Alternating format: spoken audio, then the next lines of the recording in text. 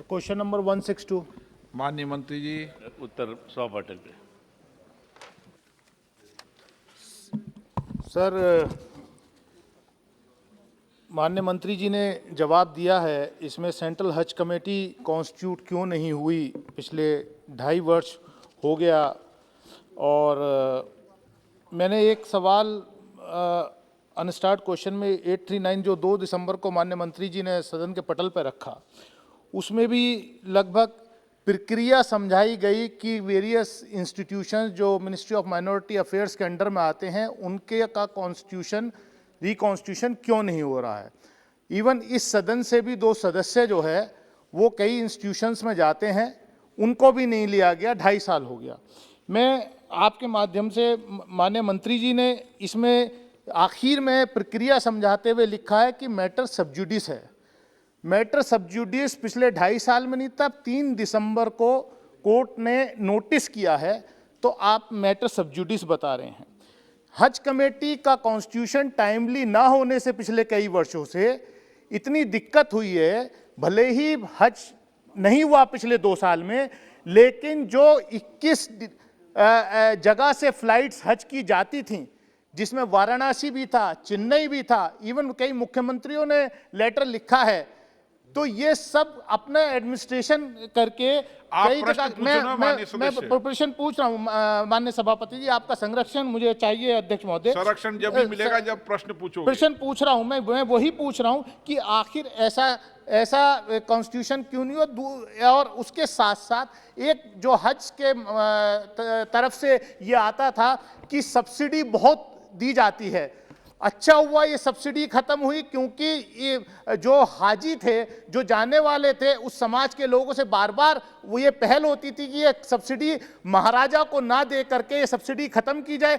अच्छा है कि महाराजा भी अब जो है टाटा को दिया जा रहा है, क्योंकि वो एयर इंडिया को सब्सिडी दी जाती थी। माननीय अध्यक्ष महोदय, एयर इंडिया को सब्सिडी दी जाती थी, वो सब्सिडी कभी हाजियों को नहीं दी जाती थी। ये अच्छा हुआ सरकार ने एक सब प्रश्न तो कर लूं मैं, सरकार ने ये वादा किया था कि ये सब्सिडी खत्म करके जो मुस्लिम गर्ल्स हैं उनके लिए स्कॉलरशिप दी जाएगी। मैं पूछना चाहता हूं आपके माध्यम से कि पिछले सालों में कितनी स्कॉलरशिप का पैसा उन लड़कियों को, गरीब लड़कियों को दिया गया है। आदरणीय अध्यक्ष जी,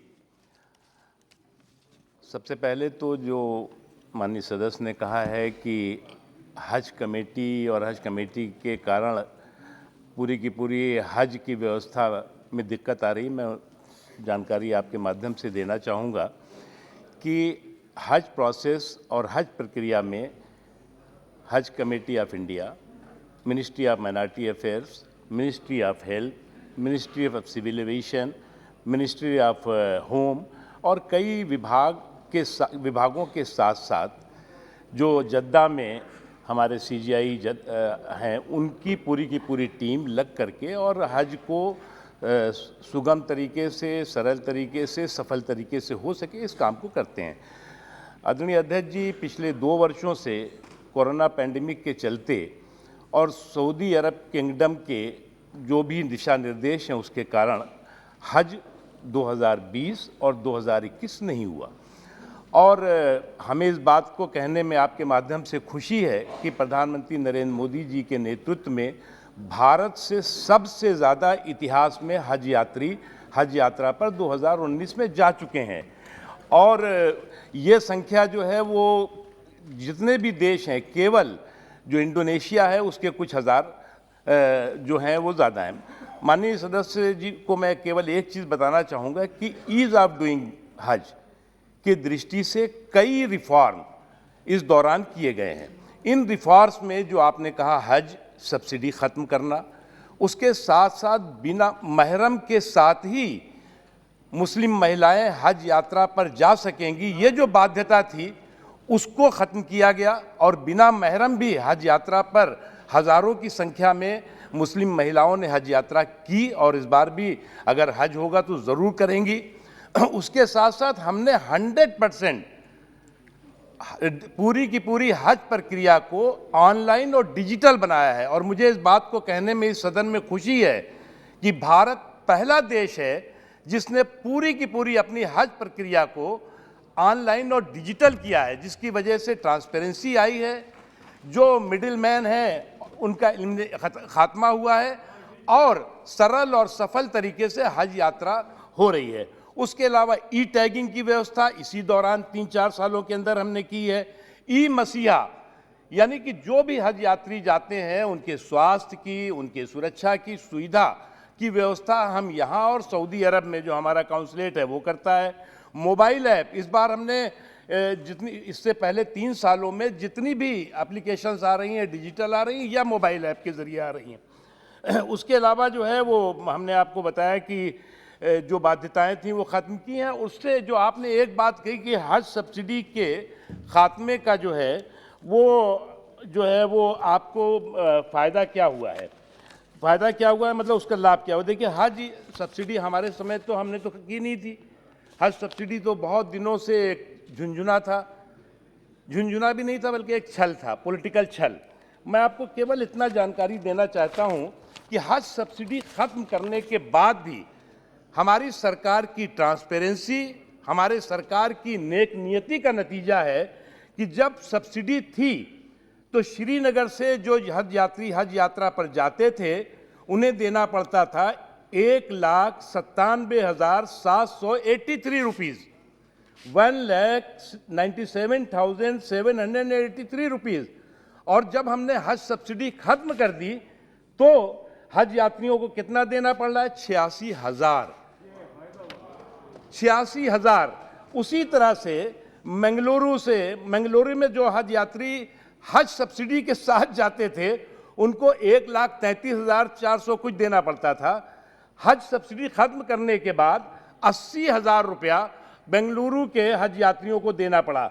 भोपाल से लेकर के, नागपुर से लेकर के, मुंबई से लेकर के सभी जगहों पे बहुत बड़ी तादाद में हज सब्सिडी खत्म तो हुई लेकिन हज का किराया नहीं बढ़ा। इसका मुख्य कारण है कि बिचौलियों का और जो बीच में इस तरह के लोग जो गड़बड़ झाला करते थे उनका खात्मा हुआ है। अब सवाल है हज सब्सिडी, हज कमेटी का। आपने जो कहा हज कमेटी के ना बनने से सारे काम रुक गए, मैंने आपको पहले ही बताया कि हज प्रक्रिया में अलग अलग विभाग, अलग अलग संस्थाएं लग करके काम करती हैं, उसमें हज कमेटी का भी महत्वपूर्ण योगदान और भूमिका है। लेकिन क्योंकि 2 वर्षों से कोरोना पैंडेमिक के कारण हज नहीं हो पा रहा है, वो प्रक्रिया अभी जो है वो प्रोसेस में थी, लेकिन सुप्रीम कोर्ट में किसी ने PIL वगैरह की, उसकी वजह से हम उसका पूरा डिटेल आपको आंसर नहीं दे पाया और इसलिए मैंने कहा है कि मैटर इज सब जुडिस। माननीय सदस्य। सर, माननीय मंत्री जी ने इधर उधर की बात खूब करी, लेकिन जो स्पेसिफिक मेरा क्वेश्चन था कि हज कमेटी पिछले 2.5 वर्ष में क्यों नहीं कॉन्स्टिट्यूट हुई। कोर्ट में कोई पुराना हज कमेटी का मेंबर सर दिसंबर में गया है, आपको परसों नोटिस मिला है 3 तारीख को, और आप कह रहे पैंडेमिक के चलते हज कमेटी को।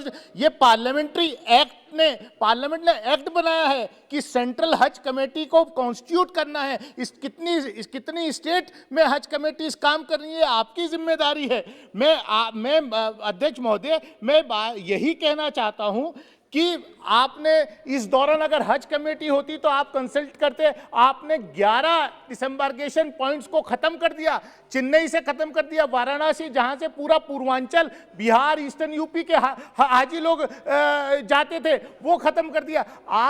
मेरा सिर्फ इतना पूछना है कि आपके एडमिनिस्ट्रेटिव कंट्रोल में जितने इंस्टीट्यूशंस हैं उनको आप रिकंस्टिट्यूट क्यों नहीं कर रहे हैं?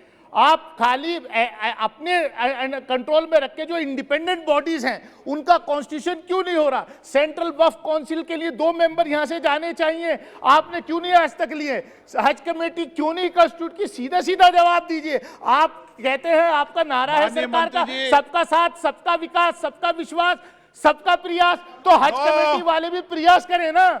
आप सब कुछ कंट्रोल में रखना चाहते हैं। माननीय सदस्य, भाषण नहीं, ये प्रश्नकाल है। गलत बात, आपकी बात कोर्ट में नहीं आएगी। माननीय मंत्री सर, माननीय सदस्य बहुत आप उनकी तरफ जो मेरी जब देख के माननीय सदस्य उनकी बात कोई रिपोर्ट नहीं। माननीय सदस्य खुद ही सवाल कर रहे हैं और खुद ही जवाब भी दे रहे हैं। माननीय सदस्य ने कहा कि 2 सालों से क्यों नहीं हुआ। अभी मैंने उनके ही प्रश्न के उत्तर में कहा कि 2 वर्षों से कोरोना पैंडेमिक की वजह से हज यात्रा नहीं हुई, और हज यात्रा नहीं हुई जिस पूरे देश और पूरी दुनिया उससे दो चार रही है। उसके अलावा हमने कहा कि वो प्रक्रिया शुरू हुई थी, किसी सज्जन ने सुप्रीम कोर्ट में पीआईएल किया, वो मैटर सब जुडिस है। इतना हमने तो बहुत सिंपल सा जवाब दिया है, तो आप नाराज क्यों हो रहे हैं?